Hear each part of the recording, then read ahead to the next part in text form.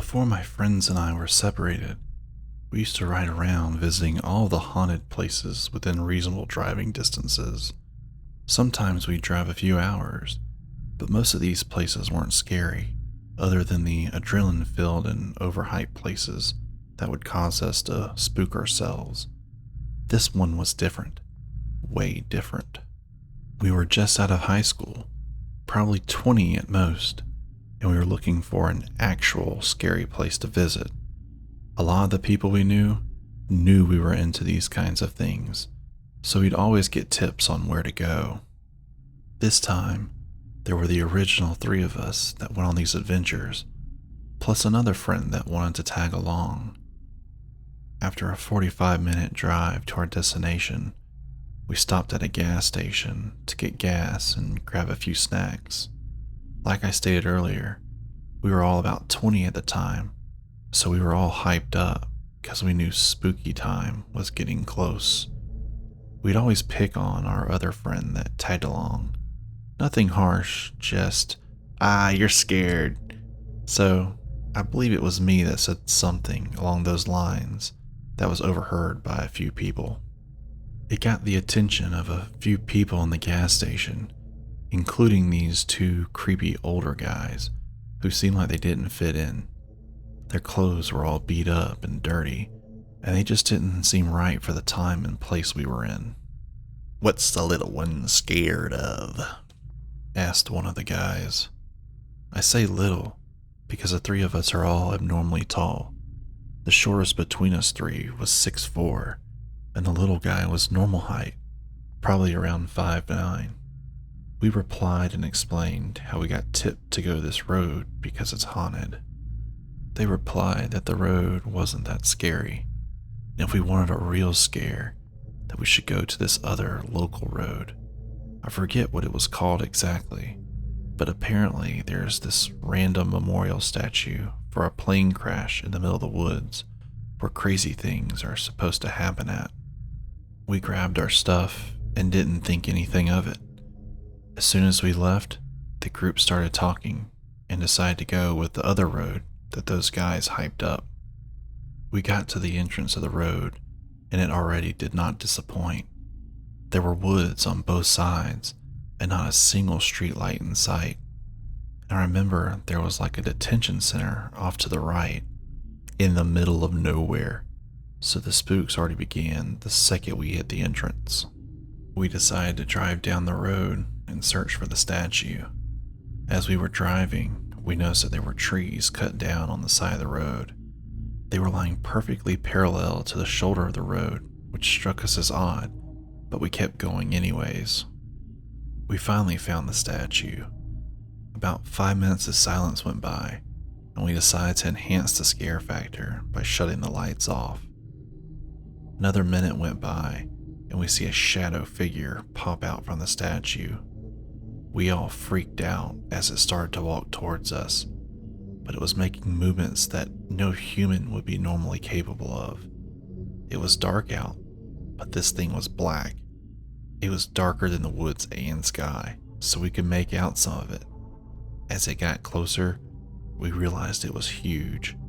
Like I said earlier, we were all extremely large compared to the average guy, but this thing would have dwarfed any of us. As it got closer, our driver peeled out of there, and we continued down the road, fearing it would lead us out. Boy, were we wrong. About 3 minutes go by, and we hit a dead end, which in this case was an open spot in the woods with sand everywhere. This clearing was massive, and had many ways to go from there. I'm pretty sure the road continued after this cutout, but we were pretty deep in the woods at this point and decided that it was time to leave.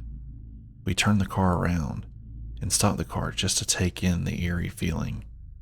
The other guys were talking about the shadow we saw earlier, while I happened to catch something out of the corner of my eye. About 40 feet away from us, I see what appears to be a white face, and then another, and another, all surrounding the car. The other guys didn't see them.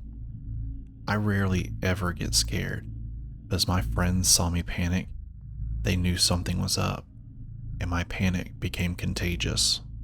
As panic set in on everyone, we then floored it far away from the sandy clearing. We got about half a mile down the road and pulled over to gather our composure to get out of there.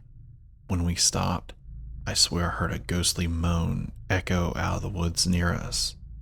This was now turning into a movie I wish I was never a part of.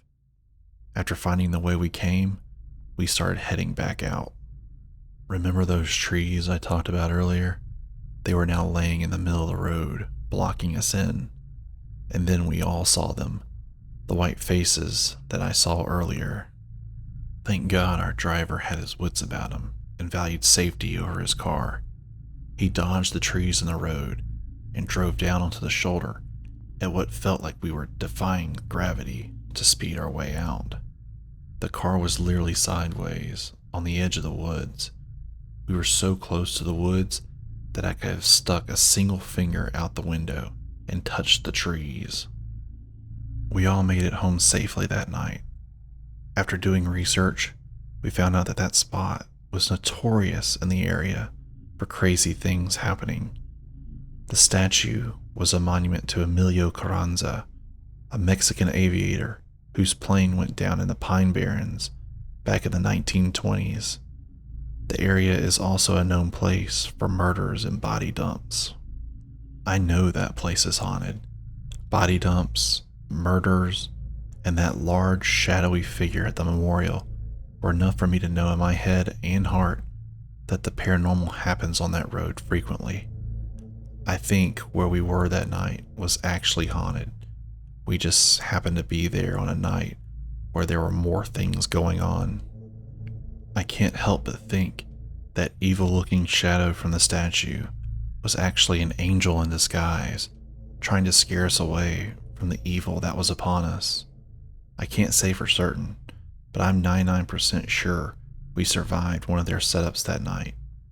But what I'm 100% sure is, I will never go back there again.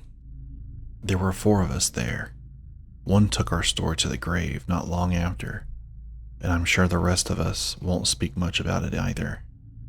Whenever we even bring it up in front of people, we always use the code THMTW so that we don't have to actually talk about it. THMTW, of course, stands for the horror movie that wasn't.